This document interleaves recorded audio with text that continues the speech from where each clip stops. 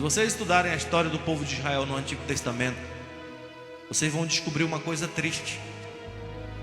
A história de Israel foi uma eterna repetição de Baal Peor. Apostasia e idolatria sempre. Eles que foram escolhidos por Deus para abençoar, na maioria das vezes transformaram a sua bênção em maldição por causa da sua rebelião.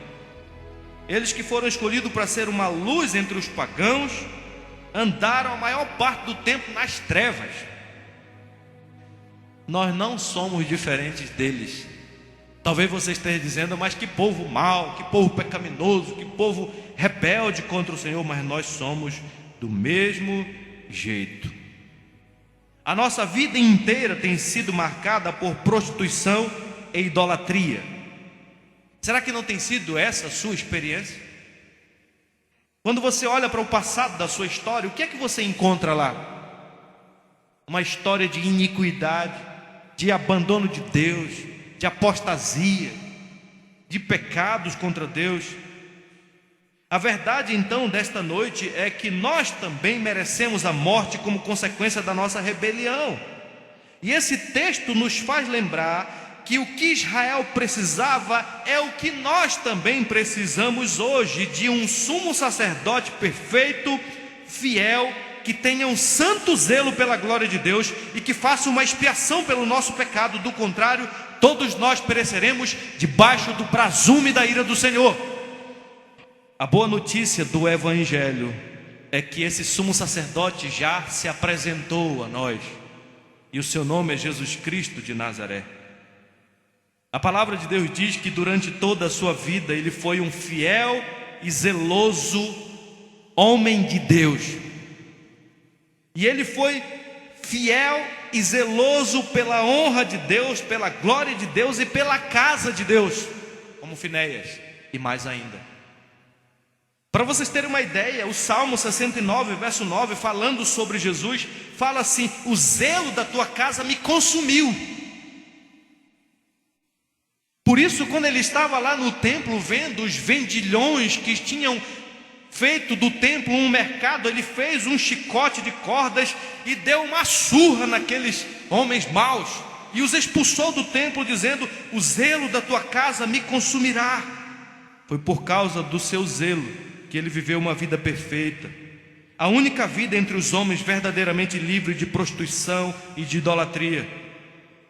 E acima de tudo, meus irmãos, foi por causa do seu grande zelo pela glória de Deus que ele subiu até o Calvário.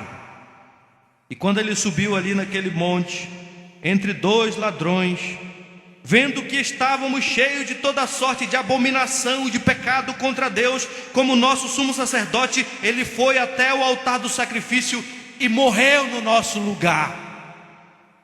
O zelo do sacerdote Finéias foi admirável, mas o zelo de Deus pela sua própria glória foi escandaloso e inexplicável.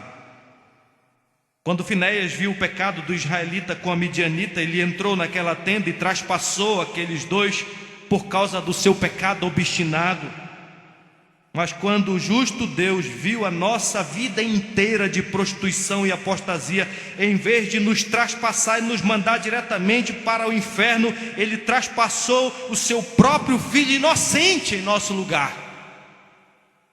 E ao derramar sua ira sobre o seu próprio filho, Deus afastou a sua ira de nós, permitindo-nos viver sob a sua bênção pactual. Queridos, foi a morte do nosso sumo sacerdote que fez expiação pelos nossos pecados e desviou a ira de Deus de nós. Então, se nessa noite você é alguém que está sendo tentado a pecar deliberadamente contra o Senhor, peça ao Senhor graça para não fazer isso. Lembre-se que a ira de Deus caiu sobre o teu amado Salvador para te livrar de uma condenação eterna. Se você é alguém que já pecou contra o Senhor e tem sua consciência culpada, busque misericórdia junto ao trono da graça de Deus pela mediação do teu sumo sacerdote, porque há perdão para você. Lembre-se que o primeiro fruto do seu trabalho foi um ladrão miserável, arrependido, que foi direto com Ele para o paraíso. Isso significa que há esperança para você que caiu, que pecou, que desgraçou sua vida, que arruinou a sua história. O teu sumo sacerdote decidiu morrer para que você pudesse viver. Se você está adorando outros deuses e não o único Deus verdadeiro, você precisa se arrepender da sua idolatria.